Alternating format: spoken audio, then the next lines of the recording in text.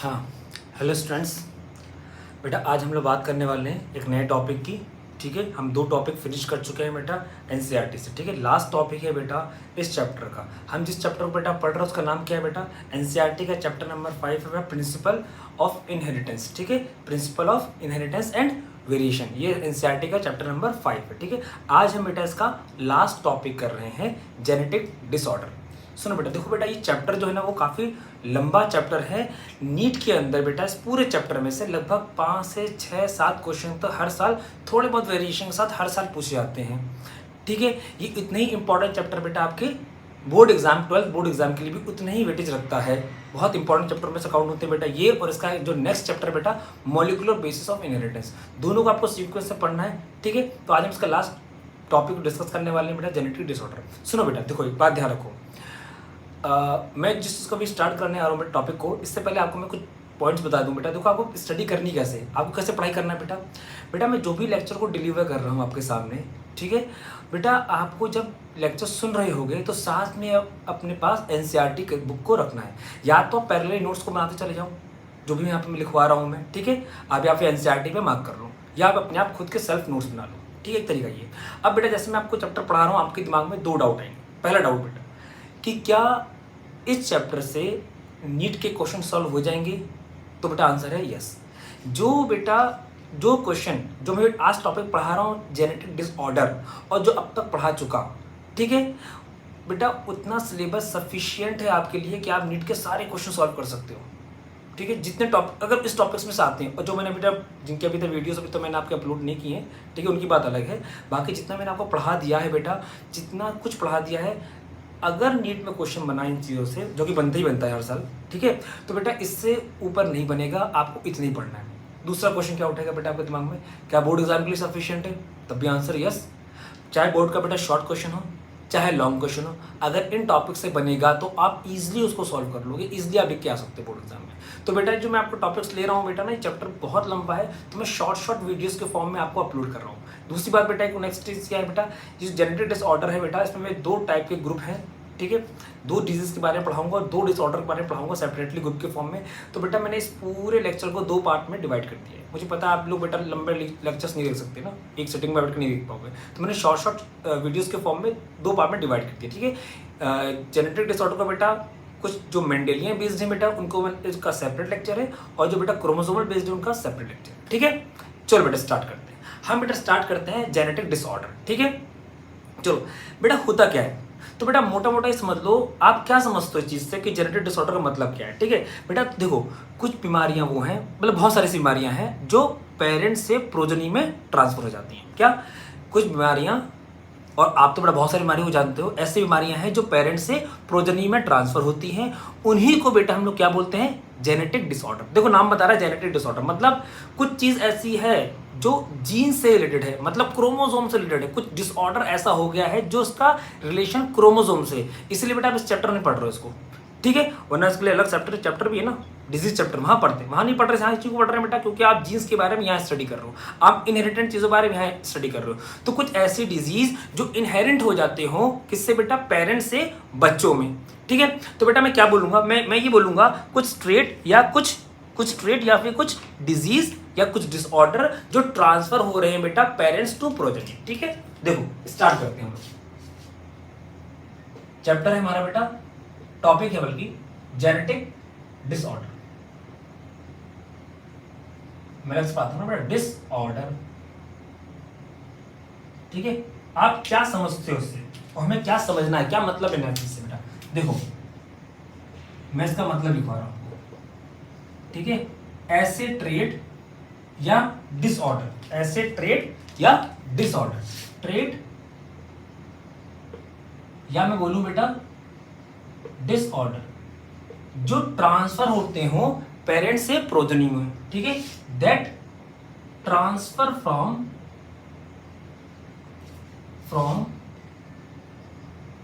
Parents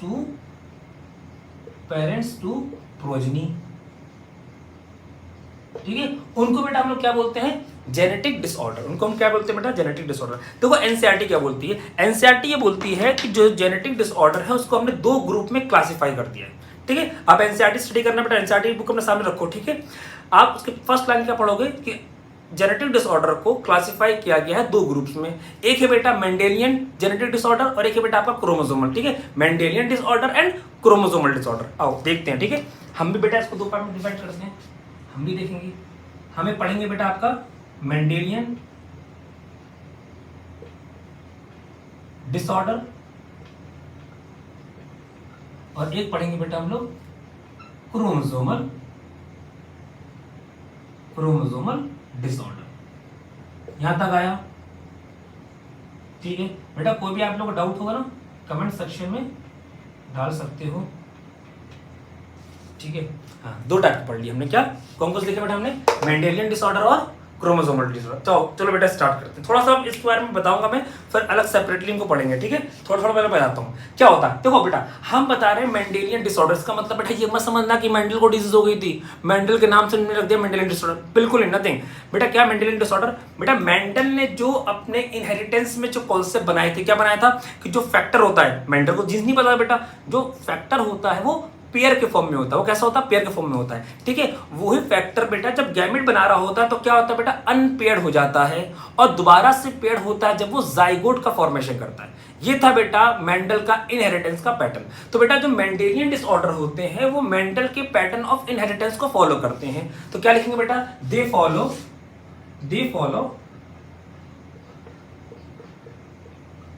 follow Mendelian pattern of inheritance,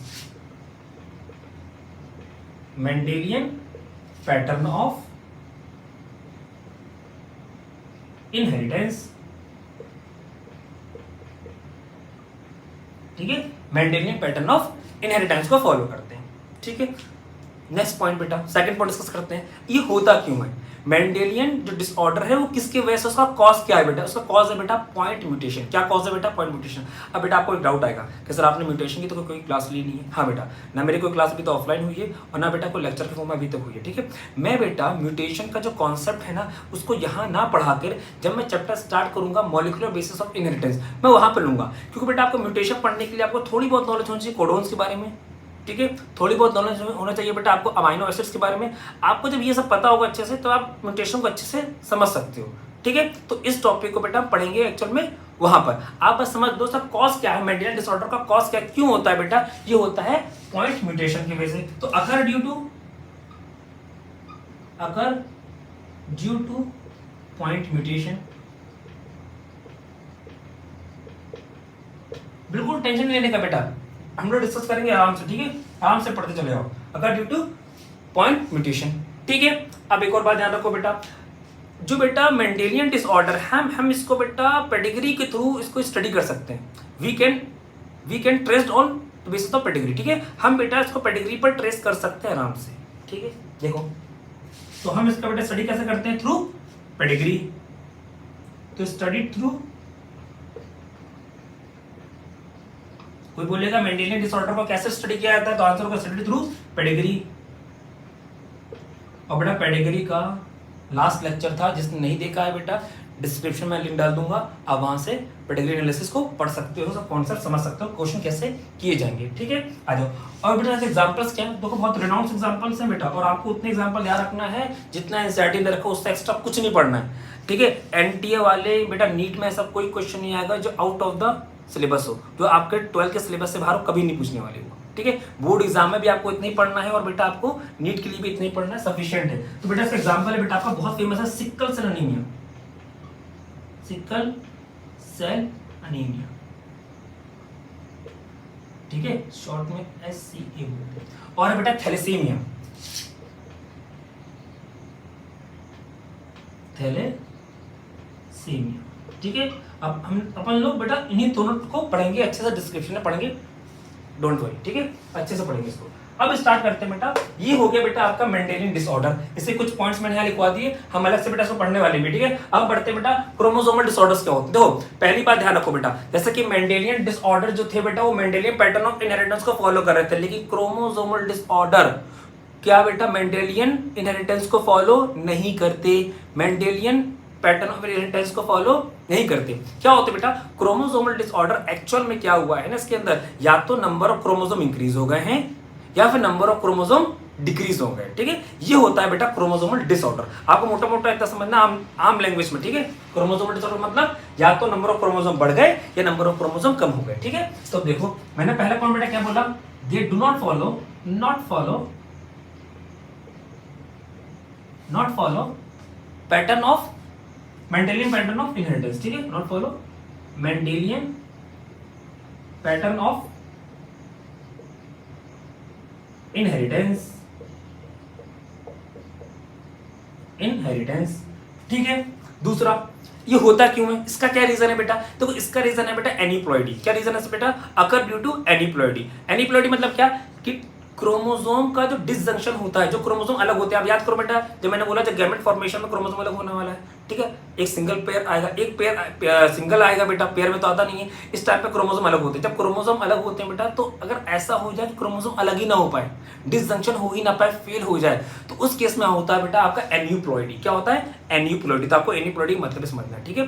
तो क्या होता है बेटा एन्यूप्लॉइडी मतलब नॉन डिसजंक्शन ऑफ क्रोमोसोम। किस फेज में बेटा, तो सेल साइकिल के एनाफेज में। अब आपको बेटा सेल साइकिल याद हो क्लास 11 की, वो आपको बेटा मिनिमम याद रखनी है, बहुत ज्यादा इंपॉर्टेंट है, ठीक है।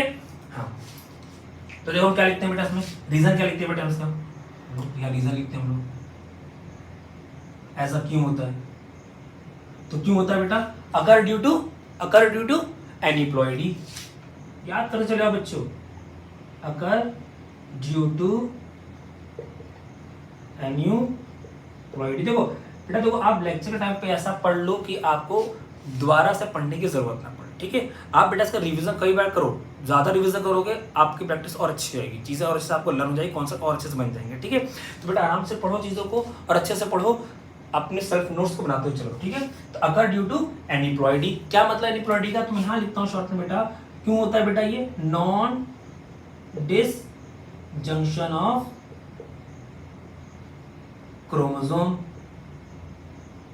कब क्या लिखोगे, इन एनाफेज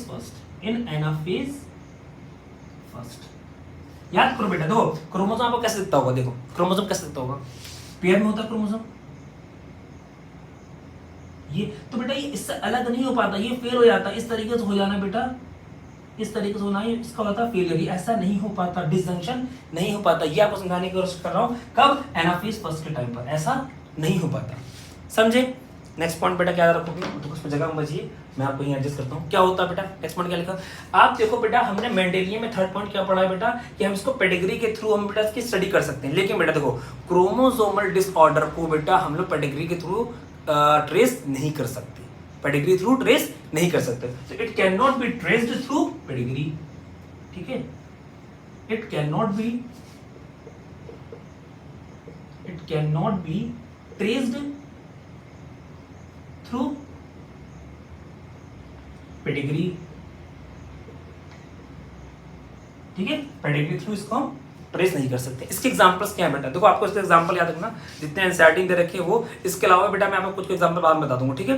क्या एग्जांपल, 3 एग्जांपल है बेटा, डाउन सिंड्रोम, टर्नर सिंड्रोम और क्लेन-फेल्टर सिंड्रोम। ये तीनों के तीनों बेटा जो सिंड्रोम से वो किसका पार्ट है बेटा, क्रोमोसोमल डिसऑर्डर का, ठीक है। यहां तक आया। अब बेटा हम लोग स्टार्ट करते हैं इसका पहला सेक्शन, वो है बेटा हम स्टार्ट करेंगे बेटा क्रोमोसोमल डिसऑर्डर से, ठीक है। चलो आ जाओ, चलिए क्रोमोसोमल डिसऑर्डर हम लोग स्टार्ट करने जा रहे हैं। क्रोमोसोम के बारे में सबको पता है, ठीक है। क्वेश्चन बेटा आप लोग के लिए है, बताना बेटा चैट बॉक्स में बताना, ठीक है। हु डिस्कवर क्रोमोसोम, ये आपके लिए क्वेश्चन। चलो स्टार्ट करते बेटा हम लोग क्रोमोसोमल डिसऑर्डर।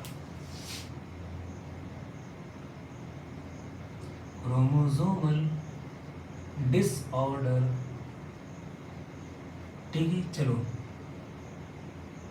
जल्दी से आ जाते हैं क्रोमोसोमल डिसऑर्डर के ऊपर, ठीक है। क्या होता है क्रोमोसोमल डिसऑर्डर बेटा, देखो मेन क्या होता है ना, क्रोमोसोमल डिसऑर्डर टाइप का होता है सर। इसका रीजन क्या है, बेसिकली देखो मेन रीजन ये कि मियोसिस के टाइम पर बेटा एबनॉर्मल गैमेट का फॉर्मेशन हो जाता है। क्या होता है बेटा, मियोसिस के टाइम पर एबनॉर्मल गैमेट का हो जाता है बेटा फॉर्मेशन, ठीक है। ये होता है बेटा इसका मेन रीजन। अब आ जाओ बेटा, जो बुक में आपको दे रखा है, एनसीईआरटी इस बारे में डिस्कस कर रही है, इसको समझो कोशिश करो, ठीक है। क्या रीजन बेटा हम डिस्कस करने वाले एनसीईआरटी का, देखो एनसीईआरटी क्या बोलती है, ठीक है। रीजन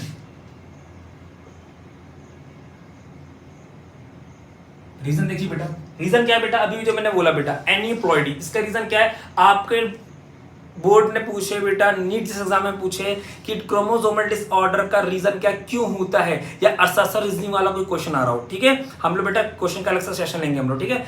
एनीप्लॉइडी, आप रीजन क्या दोगे बेटा, एनीप्लॉइडी, एनीप्लॉइडी का वास्तविक मीनिंग क्या होता है, एनीप्लॉइडी, ठीक है,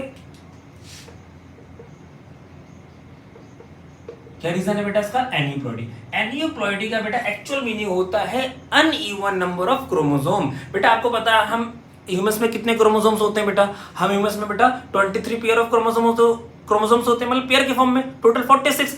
अब मैं इसमें बात क्या कर रहा हूं बेटा, जब एनीप्लॉइडी ऐसी कोई कंडीशन बनती है जब नंबर ऑफ क्रोमोसोम या तो बढ़ जाते हैं या घट जाते हैं, तो कैसे होते हैं बेटा, अनइवन, ठीक है। तो एनीप्लॉइडी बेटा मतलब क्या है, uneven number of chromosome, uneven number of chromosome, ठीक है। क्यों हुआ, अभी आपको मैंने इसका रीजन बताया था, आपने इसका रीजन याद रखना बेटा, अब तो याद होना चाहिए, इतनी बार रिपीट कर याद होना चाहिए, ठीक है। क्यों होता है बेटा, due to non disjunction of chromosome, कब, किस फेज में बेटा, एनाफेज, सेल साइकिल के एनाफेज में, ठीक है। Due to non disjunction of chromosome in anaphase 1, ठीक है, यहां तक आया। अब बेटा इसके कुछ एग्जांपल्स जो एनसीईआरटी में रखे, बहुत इंपॉर्टेंट है बेटा, और एनसीईआरटी में बेटा इन 3 जो मैंने अभी कुछ देर पहले बताया था एग्जांपल्स, उनके बारे में अच्छा खासा दे रखा है एनसीईआरटी ने, बहुत इसको एक्सप्लेन किया है, तो उनको बेटा हम लोग एक्सप्लेन भी करेंगे, ठीक है। आ जाओ बेटा इसके एग्जांपल्स पे। एग्जांपल, डाउन सिंड्रोम, ठीक है, टर्नर सिंड्रोम,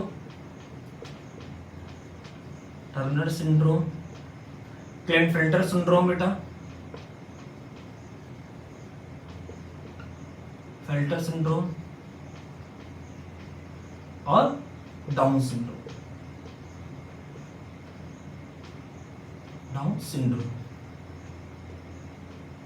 देखो ये हमें बेटा बेसिकली पढ़ना है, यही 3 आपके इंपॉर्टेंट सिंड्रोम है, ठीक है,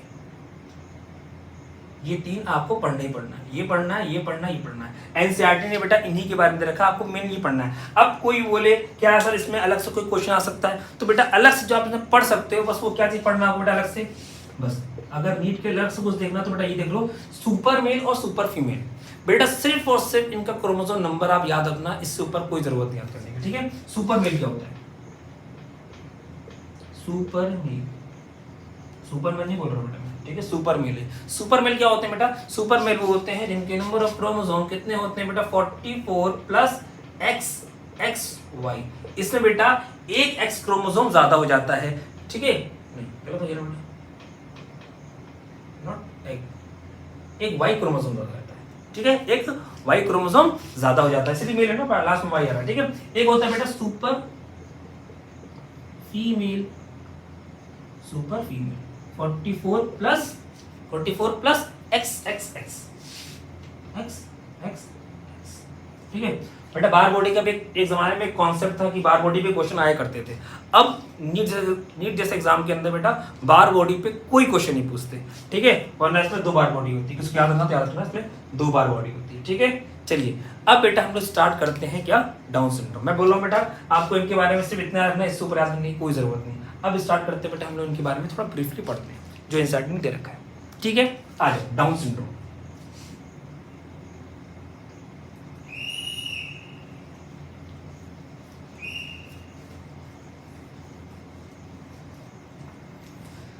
चलो बच्चों स्टार्ट करते हैं अपन लोग डाउन सिंड्रोम। डाउन सिंड्रोम क्या क्या याद रखना है बेटा आपको नीट के पॉइंट ऑफ व्यू से, ठीक है, और बोर्ड एग्जाम के पॉइंट ऑफ व्यू से आपको क्या क्या रखना है। देखो पहली बात ध्यान रखनी है बेटा कि इसको फर्स्ट टाइम किसने रिपोर्ट किया, ठीक है, तो आपको क्या रखना है बेटा, फर्स्ट टाइम किसने रिपोर्ट किया, तो लैंगडॉन ने किया बेटा, ठीक है,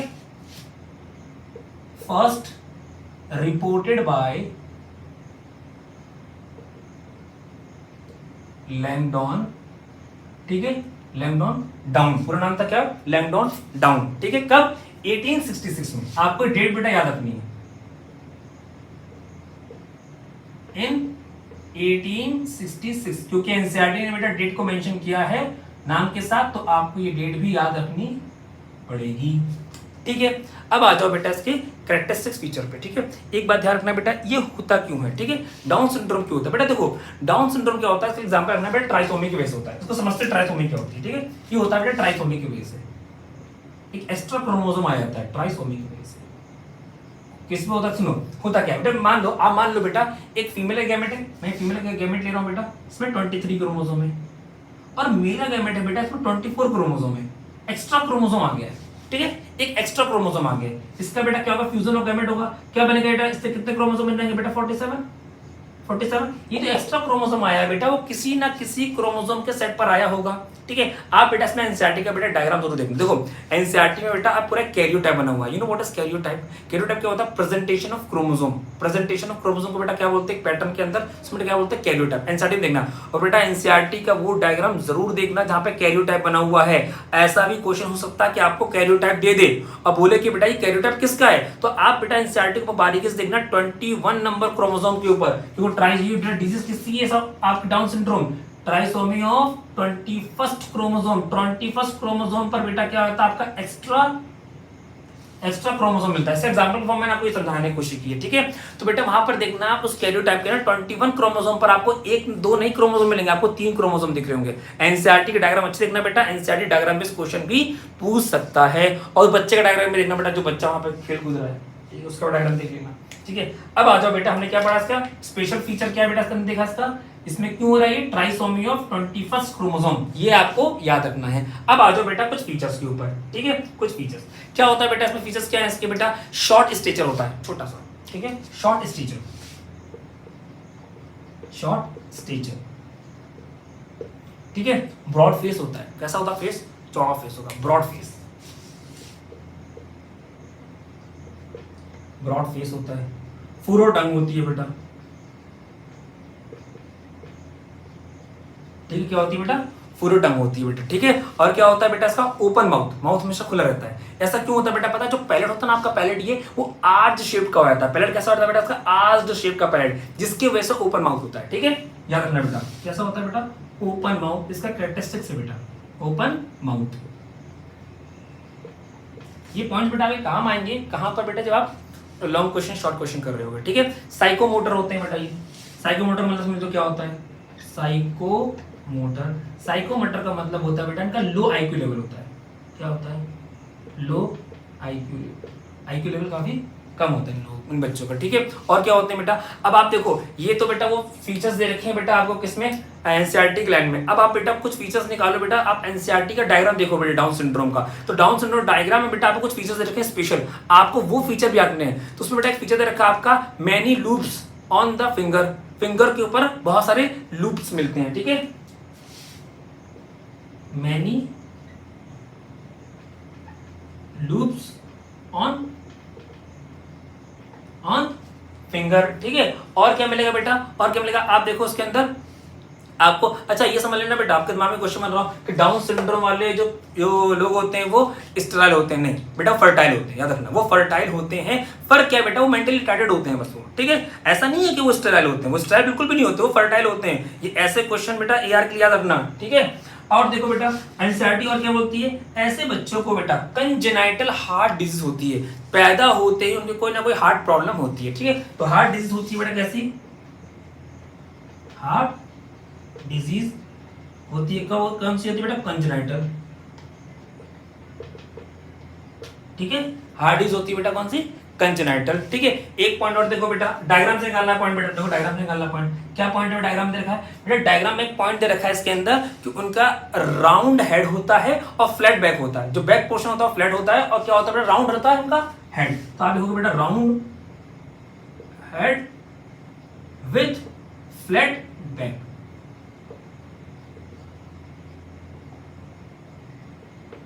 ठीक है, और क्या होता है बेटा, उनके डिस्टिंक्ट क्रीजेस होते हैं बेटा। ठीक है, उनके पाम में जो क्रीजेस बने होते हैं ना बेटा, वो डिस्टिंक्ट होते हैं, काफी कैरेक्टरिस्टिक्स होते हैं। ठीक है, तो लिखोगे बेटा डिस्टिंक्ट पाम क्रीजेस, क्रीज।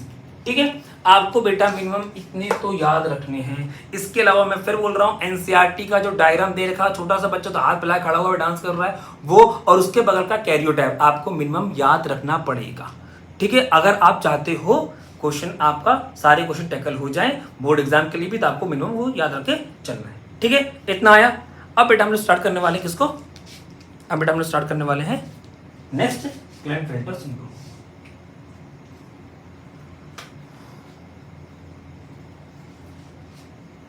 ठीक है,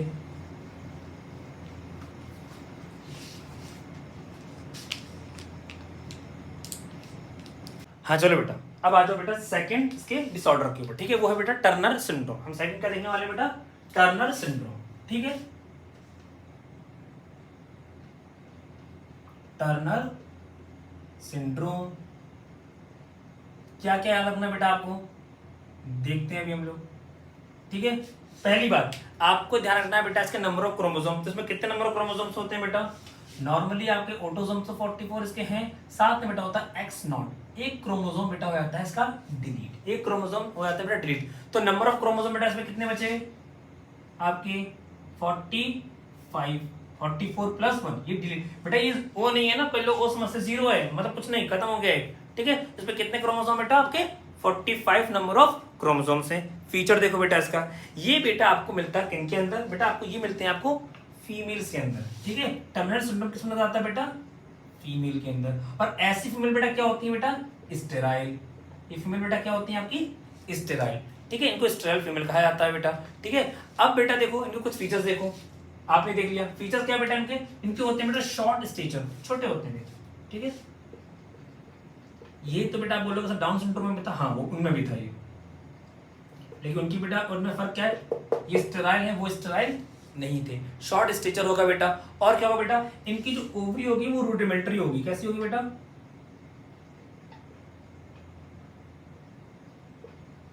रूडिमेंट्री होगी। क्या मतलब इसका, मतलब बेटा जो ओवरी है वो वर्क नहीं करती, जो ओवरी है वो बेटा कैसे रूडिमेंट्री, मतलब उसमें ओव्यूलेशन नहीं होता। ठीक है, उसमें हार्मोन्स प्रॉपर नहीं बनते। ठीक है, अब बेटा हार्मोन्स प्रॉपर नहीं मिल रहे हैं, इसका मतलब क्या है बेटा कि फीमेल बॉडी में फीमेल कैरेक्टर कम से कम डेवलप होंगे। ठीक है, तो बेटा इसमें क्या लिखते हैं नेक्स्ट पॉइंट बेटा, poor development of breast,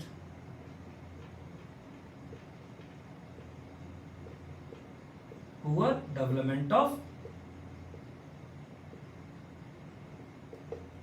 secondary character भी कम होंगे बेटा इसके अंदर।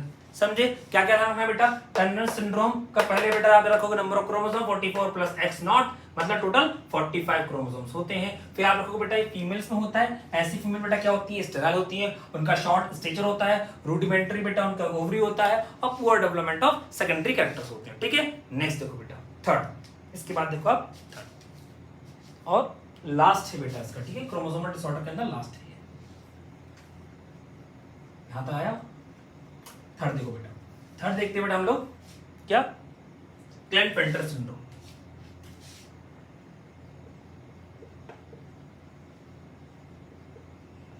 क्लाइंट-फेल्टर सिंड्रोम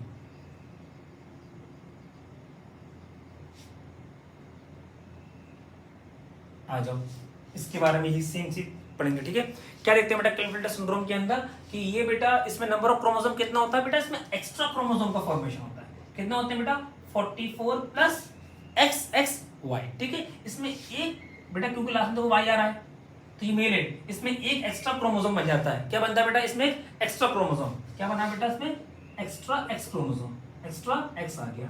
तो टोटल नंबर ऑफ क्रोमोसोम बेटा इसमें कितने हो गए 47। बेटा देखो आपको मैंने पहले ही बताया था इसको स्टार्ट करने से पहले कि आप क्रोमोसोमल डिसऑर्डर्स क्या होते हैं बेटा, क्रोमोसोमल डिसऑर्डर एनीप्लॉइडी को फॉलो करते हैं। इसका मतलब क्या होता है, नंबर ऑफ क्रोमोसोम या तो ज्यादा हो जाएगा या फिर नंबर ऑफ क्रोमोसोम कम हो जाएगा। इसमें नंबर ऑफ क्रोमोसोम बेटा बढ़ गया। किन में होता है बच्चे ये, तो ये होता है बेटा आपका मेल्स में, और ऐसे मेल्स क्या होते हैं बेटा स्टेराइल, ऐसे मेल्स बेटा क्या होते हैं स्टेराइल। क्योंकि ये स्टेराइल है बेटा तो इनकी बॉडी में जो टेस्टिस होते हैं बेटा वो डेवलप नहीं होते हैं। ठीक है, नॉट वेल डेवलप टेस्टिस। ठीक है, अब टेस्टिस डेवलप नहीं है इसका मतलब क्या बेटा, हार्मोन भी कम डेवलप होंगे, तो उनकी बॉडी में होता है हार्मोनल इम्बैलेंस। क्या हो जाता है बच्चे, हार्मोनल इम्बैलेंस। अगर बेटा हार्मोनल इम्बैलेंस हो गया तो उनकी बॉडी में इससे इफेक्ट क्या पड़ा, क्या इफेक्ट पड़ा बेटा, इनको एक बीमारी हो गई अजीब सी, वो है बेटा क्या, enlargement of breast, breast development हो जाता है। हार्मोनल इम्बैलेंस की वजह से क्या होता है बेटा, ब्रेस्ट डेवलपमेंट, ब्रेस्ट डेवलपमेंट। इसको बेटा हम लोग क्या बोलते हैं, ये याद रख लो, इसको बेटा बोलते हैं गायनिकोमेस्टिया। ठीक है, गायनिकोमेस्टिया।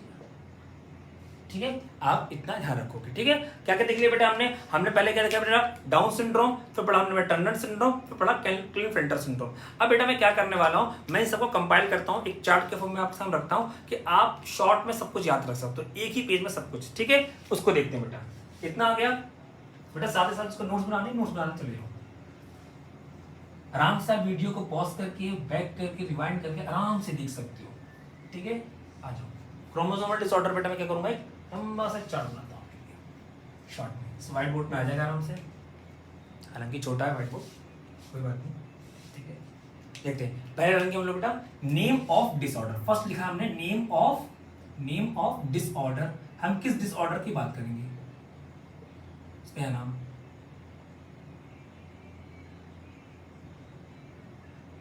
ठीक है। फिर बात करेंगे बेटा इसका जीनोटाइप के बारे में।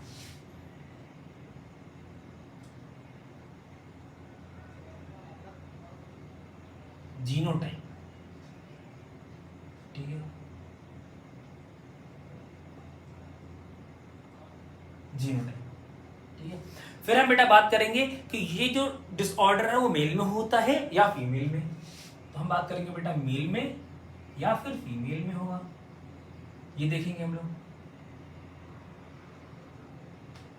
ठीक है, फिर बेटा हम लोग देखेंगे बेटा वो फर्टाइल होते हैं ऐसे डिजीज वाले लोग, डिसऑर्डर वाले, या फिर इनफर्टाइल होते हैं, फर्टाइल होते हैं या स्टेराइल, फर्टाइल या स्टेराइल।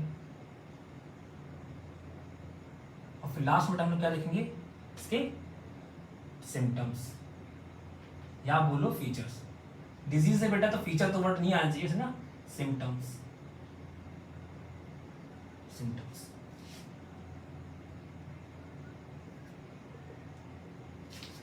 ऐसे लोग बेटा नॉर्मल लाइफ जीते हैं ना, लाइफ में क्या सब पढ़ने वाला, नंबर ऑफ क्रोमोसोम में ज्यादा तो है। ठीक है, और आजकल तो कोटा मिलता है बेटा ऐसे बड़े लोगों को। आ जाओ पहला देखते हैं बेटा हम लोग, पहला जिस डिसऑर्डर बारे बात करेंगे देखेंगे वो टर्नर सिंड्रोम। पढ़ चुके आप लोग, अभी भी देखियो टर्नर सिंड्रोम। ठीक है, टर्नर सिंड्रोम का बेटा जीनोटाइप क्या होता है बेटा, याद करो 44 प्लस x0, टोटल कितने हुए बेटा 45 क्रोमोसोम। किस में होता है बेटा, तो आंसर है सर फीमेल में। किस में होता है बच्चे, सर फीमेल में, फीमेल में होता है। ऐसे फीमेल फर्टाइल होती हैं कि बेटा स्टेराइल, तो आंसर क्या होगा बेटा स्टेराइल होती हैं, स्टेराइल होती हैं। ठीक है, सिम्टम्स क्या होते हैं याद करो बेटा, शॉर्ट स्टेचर और रूडिमेंट्री ओवरी, ये मिनिमम याद होना चाहिए। क्या होते हैं बेटा इनके फीचर या सिम्टम्स, क्या होते हैं बेटा, शॉर्ट स्टेचर और रूडिमेंट्री ओवरी। ठीक है, यहां तक आया। नेक्स्ट देखो बेटा, नेक्स्ट बेटा हम लोग बात करते हैं क्लेनफेल्टर सिंड्रोम की। क्लेनफेल्टर सिंड्रोम, ठीक है बेटा। सिंड्रोम का मतलब होता है बहुत सारे मल्टीपल सिम्टम्स। ठीक है, मल्टीपल सिम्टम एक साथ चलना। आ जाओ बेटा इसके जीनोटाइप पे आ जाओ। इसका जीनोटाइप क्या होता है बेटा, याद करो 44 प्लस x y। तो टोटल नंबर ऑफ क्रोमोसोम बेटा इस पे कितने आते हैं बेटा 47 एक्स्ट्रा क्रोमोसोम आ गया इसमें। ठीक है, किसमें होता है बेटा, मेल या फीमेल, जल्दी से याद करो बेटा, जल्दी से याद करो, किसमें होता है बेटा, मेल में। किसमें होता है बेटा, मेल में। ऐसे मेल फर्टाइल होते हैं कि बेटा स्टेराइल, तो आंसर होगा आप लोग का स्टेराइल। क्या होते हैं बेटा, स्टेराइल। ठीक है, सिम्टम्स की बेटा बात करें तो कौन सा सिम्टम्स होते हैं बेटा, ऐसे मेल्स में फेमिनाइन कैरेक्टर होते हैं जिनको बेटा गायनेकोमेस्टिया बोलते हैं। की पॉइंट याद रखते हैं बस। ठीक है, ऐसे मेल्स में बेटा क्या होते हैं, फेमिनाइन कैरेक्टर। इसको बेटा हम लोग याद रख लो, गायनेकोमेस्टिया। ठीक है, आपको ये वाला कैरेक्टर मिल जाएंगे, मेल विद फेमिनाइन कैरेक्टर। ठीक है, लिख लो मेल विद, मेल विथ, सी के बाद मतलब विथ, ठीक है, mail with feminine character. Last देखो बच्चे, last but not least, third क्या देखो बेटा, डाउन सिंड्रोम। डाउन सिंड्रोम बेटा क्या क्या रखना आपको बेटा, डाउन सिंड्रोम। डाउन सिंड्रोम पहली बात याद रखनी बेटा, इसको किस ईयर में दिया गया, तो किस ईयर में दिया गया बेटा इसको, 1866 में। किसने दिया बेटा इसको, तो लैंगडॉन ने दिया, ठीक है, लैंगडॉन डाउन ने दिया। आपको ये याद होना चाहिए इसके बारे में। और क्या रखना बेटा आपको, इसके नंबर ऑफ क्रोमोसोम। तो बेटा क्रोमोसोम क्या होता है इसमें, इसको मिलती है ट्राइसोमी। क्या मिलती है, ट्राइसोमी, मतलब टोटल नंबर ऑफ क्रोमोसोम कितने हो बेटा इसके, याद करो, ट्राइसोमी हो रही, नंबर ऑफ क्रोमोसोम बढ़ तो नहीं, कितने हो बेटा 47। तो क्या होता है बेटा इसमें होती है आपको ट्राइसोमी। ट्राइसोमी कौन से नंबर ऑफ क्रोमोसोम पर होती है, कैरियोटाइप देखो एनसीईआरटी में दे रखा बेटा 21st नंबर ऑफ क्रोमोसोम पे होती है, ठीक है। हाँ बेटा और ध्यान रखो, एनसीईआरटी में बेटा टर्नर सिंड्रोम और क्लिन-फेल्टर सिंड्रोम की भी डायग्राम दे रखे हैं, ठीक है। आप उनको जरूर देख के जाना बेटा, डायग्राम पे बेस भी क्वेश्चन बन सकता है आपके नीट जैसे एग्जाम में या आपके बोर्ड में, ठीक है। बोर्ड में तो क्या बनेगा, नीट में बन सकता है, ठीक है। ये किस में होता है बेटा, तो याद रखो बेटा डाउन सिंड्रोम मेल में और फीमेल दोनों में हो सकता है, या तो मेल में भी हो सकता है वो फीमेल में, इधर मेल और फीमेल, इधर मेल और फीमेल, इधर मेल और फीमेल, ठीक है। ये लोग स्टेराइल होते हैं, फर्टाइल, तो आंसर क्या होगा बेटा आपका, याद करो जल्दी याद रखो, फर्टाइल होते हैं। कैसे होते हैं बेटा, फर्टाइल होते हैं। इनके कैरेक्टरिस्टिक्स पे आ जाओ बच्चे, क्या क्या कैरेक्टरिस्टिक्स होते हैं इनके, ठीक है। याद करो कैरेक्टरिस्टिक्स बेटा, बहुत सारे कैरेक्टरिस्टिक्स है ना, जैसे कि बेटा इनका ओपन माउथ था, मैंने बताया आर्च शेप्ड पैलेट होता है, ओपन माउथ, ठीक है। और क्या था बेटा याद करो, मैंने कहा शॉर्ट स्टेचर, ठीक है। Congenital heart disease, congenital heart disease, ठीक है। और क्या होता है बेटा, साइकोमोटर, साइकोमोटर मतलब आपको बताया था लो आईक्यू, मतलब मेंटली रिटार्डेड होंगे ऐसे लोग, ठीक है ना। डिस्टिंक्ट, डिस्टिंक्ट क्या होगा बेटा, पाम क्रीसिस, ठीक है, डिस्टिंक्ट पाम क्रीज, ठीक है। और देखो फूरो टंग, मोटी होगी, ठीक है ना बेटा,